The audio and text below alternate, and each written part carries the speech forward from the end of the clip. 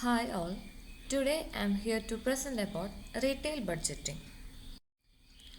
First we can look to what is retail budgeting.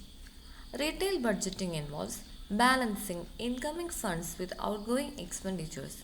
It is an attempt to forecast income and expense of the firm.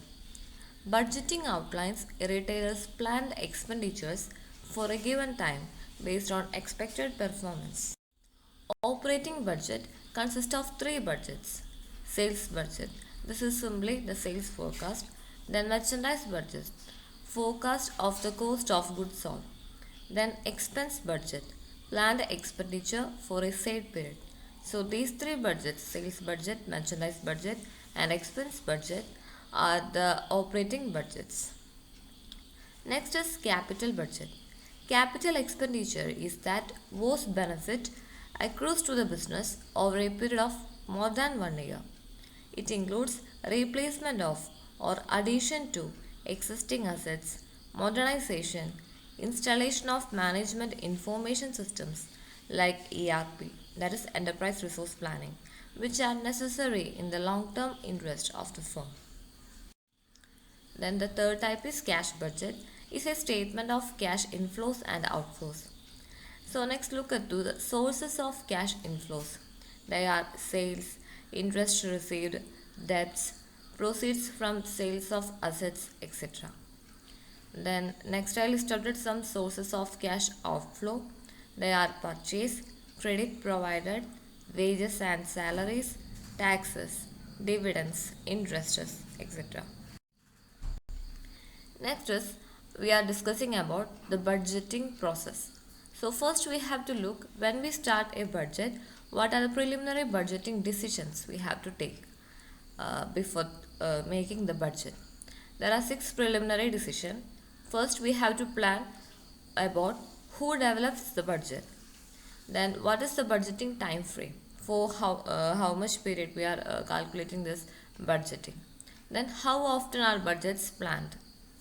What cost categories are used? What level of details is used? How flexible are our budgets? So these are the various budgeting decisions we are actually taking before making a budget. First we will discuss about, first we will plan about who is the person making the budget. Then the budgeting time frame, is it for 2 years or 5 years or for 1 year? And then how often budgets are planned. Next budget we are going to make after 5 years or like that. Then what cost categories are used. Then what level of details are used, from which sources we are taking the information. Then how flexible are our budgets. Then the ongoing budgeting process is a 6-step procedure. First we are setting goals. Then from goals we are making performance standards. Then the performance standards we are making planned expenditure, how much expenses will come to each activities or departments like that. Then the actual expenditures come. Then we are monitoring the results by comparing planned expenditure and actual expenditure. Then we are making adjustment. So ongoing budgeting process consists of this steps, goals, then from that performance standards, then planned expenditure, then actual expenditure, then monitoring results, then adjustments. Next is advantages of retail budgeting. First advantages, expenditures are clearly related to expected performance and cost can be adjusted as goals are revised.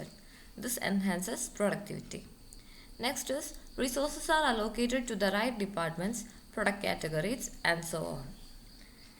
When spending for various departments, product categories and so on is coordinated. Because planning is structured and integrated, the goal of efficiency is prominent. When we making budget, we will look at every budget, we will ensure that every budget got expenses and we will listing out, and no one is going to out of our memory. We will think about each department and allot them the resources. So these are the various advantages of retail budgeting. Next is disadvantages. Budgeting can become cumbersome, meaningless, and an unduly expensive exercise if the advantages are not derived and implemented for continual improvements. Too much of reliance on budget can destroy innovations, flexibility, and freedom of action. Reports and sophisticated management tools may clutter clear thinking and common sense and may result in over budgeting, under budgeting. So, these are the main disadvantages of retail budgeting. Someone is thinking that we are only go through the budgeting, no flex, we can add expenses to our department, then the flexibility will decrease, and sometimes you have to be flexible. So these are the three disadvantages of retail budgeting. So that's all. Thank you.